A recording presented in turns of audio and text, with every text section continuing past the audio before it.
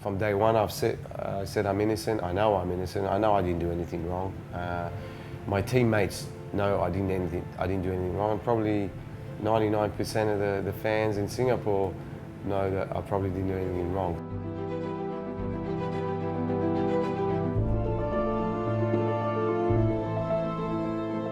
Singapore is like my second home. It's great to be back. I haven't been here for about three years. I think the last time I was around, and just caught up with a couple of the players.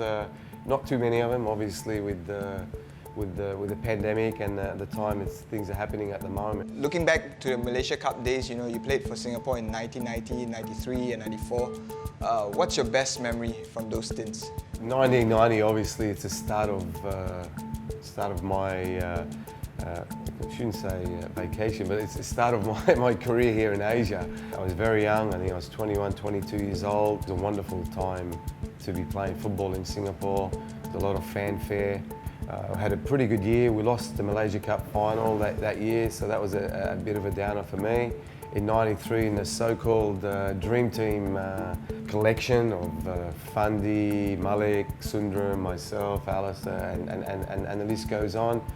Great season in 93. Unfortunately, we missed out on the Malaysia Cup. 94 was probably the happiest. We won the league and the Malaysia Cup for the first time, I think, in 14 years. Fanfare was just unbelievable. The football was great, and really enjoyed the team harmony of that 94 team. So 1994 was also a roller coaster year for you in terms of what happened after, with all the controversy over the match fixing accusations, the conviction, the global ban, and then the overturning eventually. You have always maintained your innocence, but you were 27 then, in your prime. What do you feel about that period? Look, it was a tough period, obviously. As you said, I was at my prime. I had good offers to go to Europe, which vanished pretty quickly because I had to fight my case, and took about a year to sort of clear my name to play. But obviously I couldn't play in Asia because that stayed for about, I'm not sure, 8 or 10 years. I'm not really sure exactly. I continued to fight for my name, and eventually it was overturned.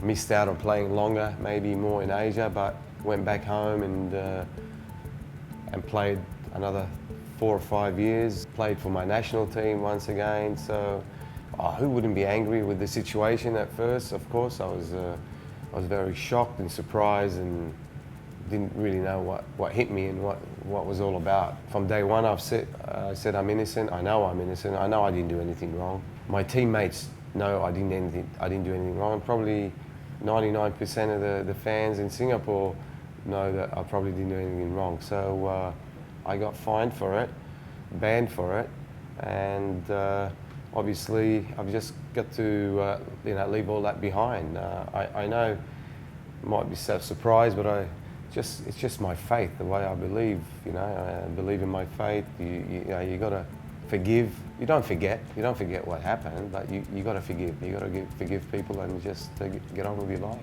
You mentioned forgive but not forget. Years later, you met Michael Varney, who was also a big part in that controversy, and we saw how you seem to have no resentment towards him. What he did was wrong, maybe in a way, because he even admitted he was betting on games. But he wasn't fixing games or anything like that, and it came from the horse's mouth. It came from him, and he knows he probably did one thing wrong, and that is to bet on games, which was a no-no, because players can't bet on games, and we all knew that.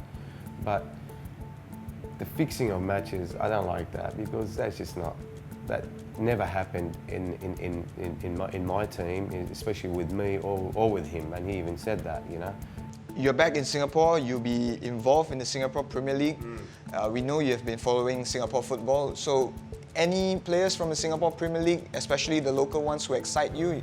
Well, I've watched one game. I went and watched Geylang against the Sailors, and I have to admit, Gabriel Quack was fantastic. I know he had a great season last year. I think he was Player of the Year last year.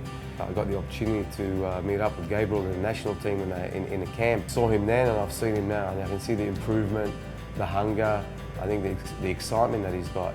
He was great. Saifullah was great for the Sailors. Amy Rekha played well for Geylang. He looked lively, and and good there. Then you know, obviously the foreigners, Stipe Plazivat, he's been doing that for a couple of years and he scores goals. And I like the Brazilian, the young Brazilian Moresh that we have at Gelang. I think he's going to be an exciting player to watch. I'm looking forward actually to working with a couple of those young players. So yeah, I'm sure there's other players. I believe Harris is coming back to the league. I love Harris. Harris is just the ultimate professional, great captain, great leader, and I think he's just a great example for any kid who wants to play football and the way he carries himself. The players that you mentioned, Harris, Gabriel, Saifullah, Amy, do you think they would have a place in your 1994 team? Yeah, absolutely. Harris would. I think Gabriel, the way he's playing, absolutely, yeah. It reminds me like of Stephen Tan actually.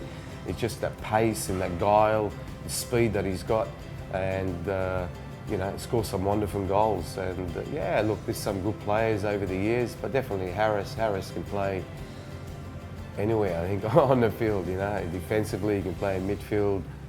And you know, back in your day, we used to see crowds of 50,000 week in, week out at the National Stadium. Of course, that site sadly is no more currently.